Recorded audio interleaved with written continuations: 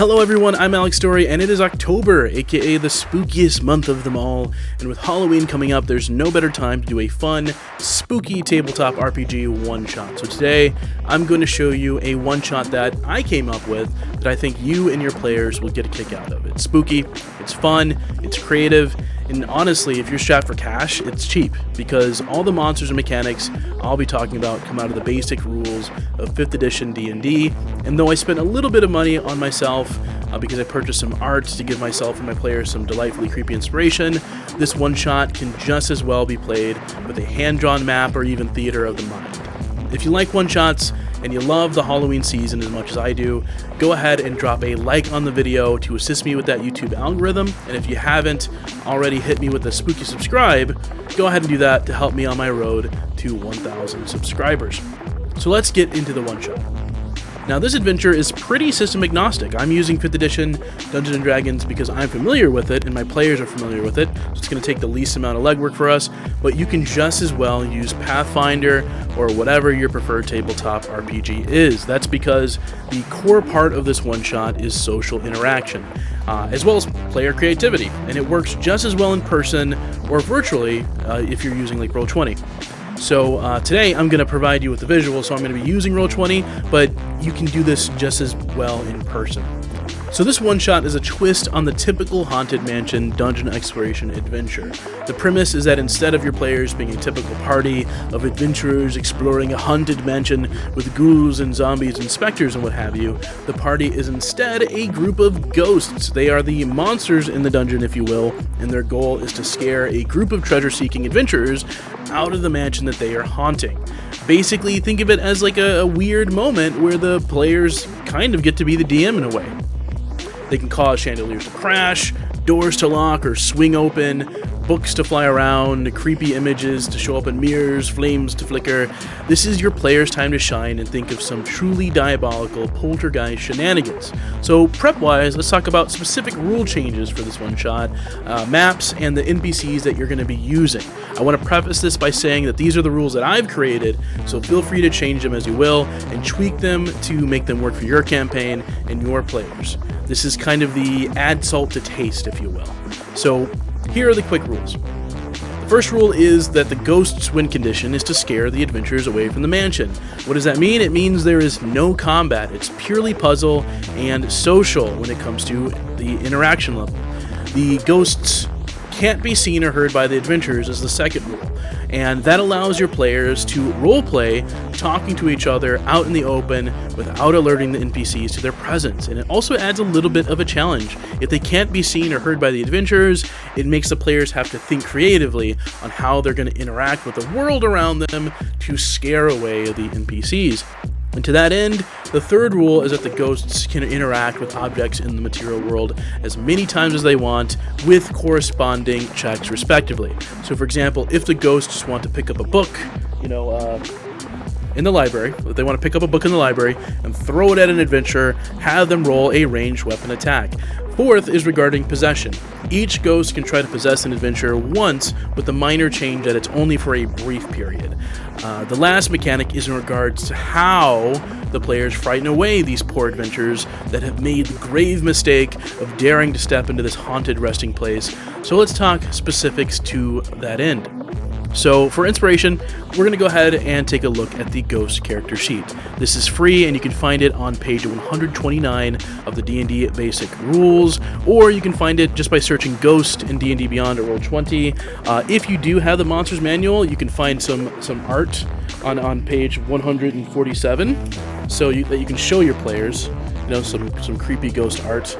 But what we're going to be looking at is the horrifying visage on the ghost page, which says that each non-undead creature within 60 feet of the ghost that can be seen must succeed on a DC 13 wisdom saving throw or be frightened. And if this target fails by 5 or more, they age 1d4 times 10 years, which can lead to some funny roleplay moments because the targets can wither in front of them and maybe grow like a long beard, Fred and George style. But one thing that I want you to pay attention to is that immunity piece, because rules as written, it says that once the target succeeds on the saving throw, they're immune for 24 hours. Now, for the purposes of this adventure, we're going to go ahead and throw that limit into the trash can, because in this adventure, your players can attempt to frighten NPC adventurers as many times as they deem necessary, because otherwise this would be an impossible way to win. So, but this is the twist. To encourage creativity, the players can't just say, I want to use my horrifying visage to scare them away. No, they're going to have to roleplay it, have them do something scary. For example, maybe the adventurers are walking through the mansion and the ghosts turn the head of like a creepy doll, which is in a glass case, to stare at one of the adventurers walking through the hallway. And now, one of those NPCs has to roll a wisdom saving throw, and if they fail, they get a level of fear. And that's my last change here, because rules is written, when someone has a frightened condition, they really just can't move towards the thing that they're afraid of.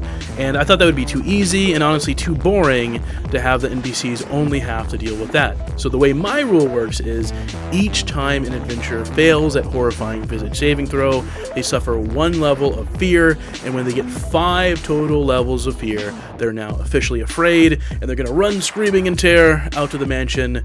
Goodbye forever. And that's really it for custom changes and mechanics that you have to think about when it comes to the rules. So now let's talk maps. The big draw of this one-shot is player creativity, and because of that, you don't necessarily need a map, just imagination and some ideas for which each of the mansion's rooms look like, but I found that maps help with the little details that can pique your players' interests and act as catalysts to start them brainstorming and coming up with those fun ideas on how they'd haunt a specific room and interact with the various objects inside. So I recommend finding a map for a haunted mansion. And the map I'm using is the Haunted Mansion Dynamic Dungeon from Meditating Monkey. You can buy the map on Roll20 for $5, or if you're an in real life player, you can pick up the map on DriveThruRPG. I'll leave some links in the description. The reason I like this map is because it has a lot of little nuggets.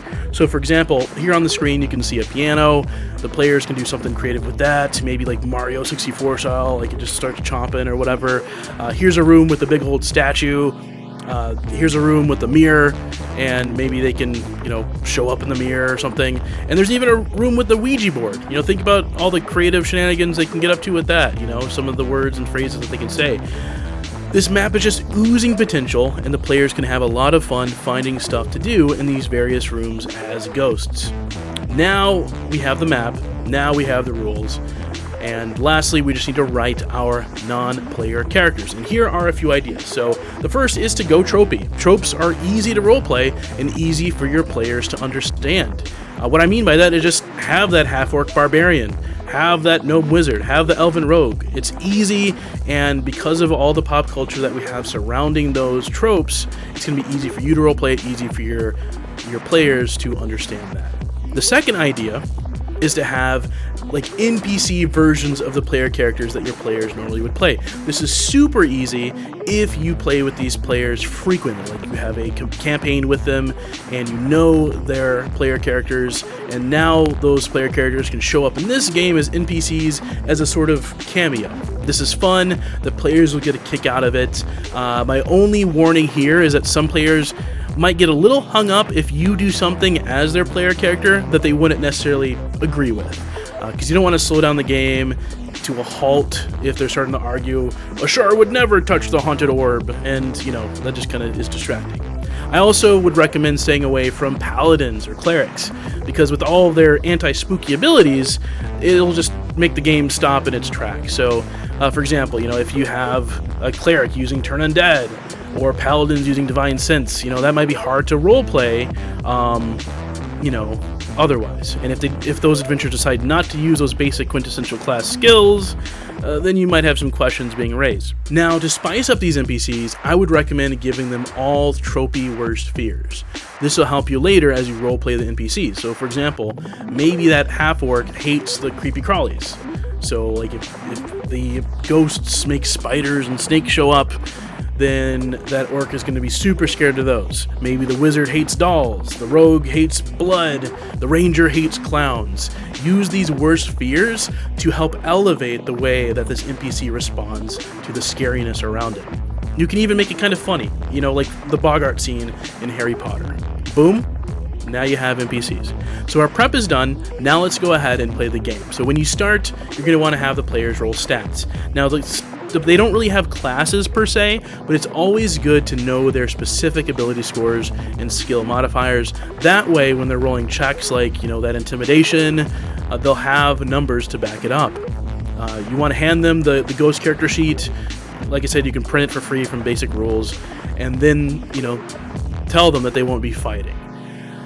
Now let's start with the co-creation part, that player creativity, bring them into the game.